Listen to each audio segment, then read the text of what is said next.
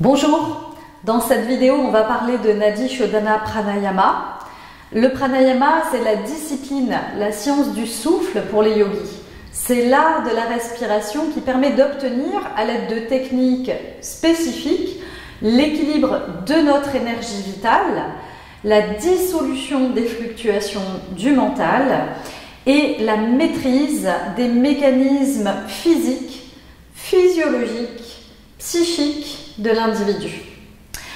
Une respiration qui est équilibrée et qui est rythmée va permettre d'optimiser nos capacités et notre énergie vitale. Tandis qu'à l'inverse, une respiration plus rapide va engendrer une déperdition d'énergie.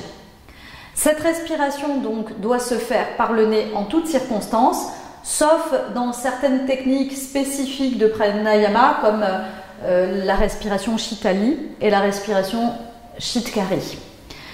La philosophie indienne prétend que nous naissons avec un capital fixe et propre à chacun d'inspiration et d'expiration qui conditionne notre temps de vie. Si nous épuisons trop rapidement ce capital par une respiration qui est rapide et désordonnée, nous allons écourter notre temps de vie. Le souffle étant en interaction directe avec nos émotions et notre corps, si le mental est agité, le souffle va prendre bien sûr le même rythme. Et si nous arrivons à contrôler notre respiration par une action consciente et volontaire, alors le mental et le corps suivent le même chemin et se calment, tout simplement. L'un des buts premiers du pranayama, c'est de rétablir l'équilibre physique et mental en équilibrant le flux énergétique à l'intérieur du corps. Il existe différents types de pranayama et chacun possède ses propres vertus. Il peut y avoir des pranayamas dont le but est de calmer ou de dynamiser ou de nettoyer ou de rééquilibrer, le tout réduisant le stress et favorisant la concentration en vue de la méditation. Nadi Shodhana est un pranayama qui est extrêmement simple, que vous pouvez pratiquer à la maison sans risque, et c'est sans doute le plus efficace pour amener l'équilibre. Il est d'ailleurs considéré comme la mère de tous les pranayamas, et c'est une respiration qui va être alternée entre la narine gauche et la narine droite, et les vertus, c'est de nettoyer et équilibrer les canaux principaux, les canaux énergétiques principaux, Ida, Pingala et Sushumna. Les canaux principaux donc, que l'on appelle Nadi, ce sont des conduits qui sont responsables de la circulation de l'énergie, mais pas seulement, de la circulation également de nos pensées et de nos émotions sous la forme de vibrations vers les chakras. Ida part du bas de la colonne vertébrale et remonte en serpentant et en sortant par la narine gauche. C'est le principe féminin, intuitif, créatif. Pingala, qui part de Muladhara au niveau de notre périnée, va remonter en tourbillonnant autour de la colonne vertébrale et va ressortir par la narine droite. C'est le principe masculin. Et Sushumna, c'est le canal central qui est situé dans la colonne vertébrale et qui permet à la Kundalini, l'énergie spirituelle, de monter et d'harmoniser un à un nos chakras.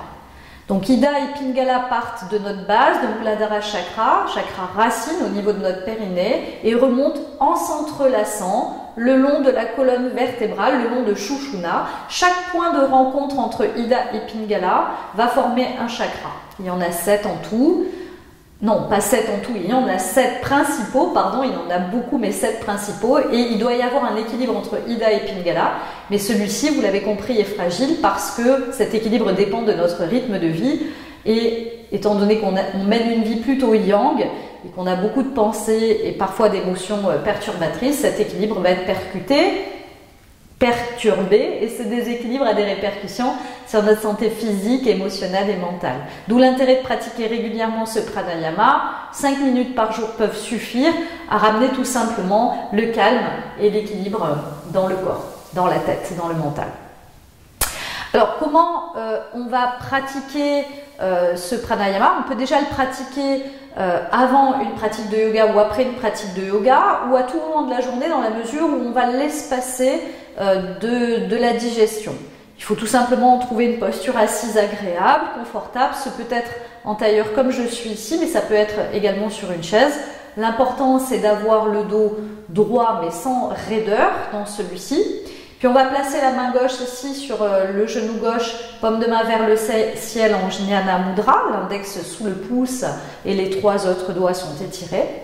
Et puis avec la main droite, tout simplement, soit on va déposer l'index et le majeur au niveau du front, au-dessus du point centre des sourcils, soit on va plier l'index et le majeur que l'on va ramener vers l'intérieur de la main, laissant libre le pouce et l'auriculaire. On va commencer le premier cycle en fermant la narine droite ici et en inspirant par la narine gauche dans une respiration qui est lente, profonde, tranquille, sans rétention de souffle, poumon plein. Donc on inspire. On va fermer la narine gauche avec le petit doigt et on va expirer par la narine droite. On va inspirer à nouveau par la narine droite. On va fermer à droite avec le pouce et on va expirer par la narine gauche. Et on va continuer ainsi durant 5 minutes, c'est bien, pour ramener encore une fois cet équilibre. Pour nettoyer nos canaux énergétiques, ramener l'équilibre. Donc, le temps que vous passez, bien sûr, il est libre, mais pour vraiment ressentir les effets, il faut pratiquer au moins entre 3 et 5 minutes. Donc sur le plan physiologique, cette respiration va équilibrer les hémisphères cérébraux, ramenant donc l'équilibre dans le système nerveux autonome entre le sympathique et le parasympathique, qui gère le sympathique, la fuite et le combat, donc la dépense d'énergie, et le parasympathique, la relaxation, qui est donc le système qui permet de récupérer de l'énergie. Mais également, cette respiration va purifier le système sanguin, renforcer le système respiratoire et puis sur le plan émotionnel, on va avoir une réduction du stress et de l'anxiété. On va avoir ce sentiment de calme qui s'installe progressivement, nous, au rythme de la respiration. La respiration développe la concentration, elle permet d'avoir les idées plus claires. Et puis sur le plan physique, c'est une respiration qui va lutter contre la nervosité, l'anxiété, le stress, avoir des effets sur la migraine également, booster le système immunitaire, nettoyer le corps des toxines. Il ralentit aussi, la respiration ralentit aussi le rythme cardiaque. Puis plus largement sur le plan spirituel, cette respiration va favoriser la connexion à votre être profond, à votre moi supérieur. Voilà, je vous remercie pour cette écoute. Si vous avez aimé cette vidéo, je vous invite à la liker et à la partager. À très vite. Namasté.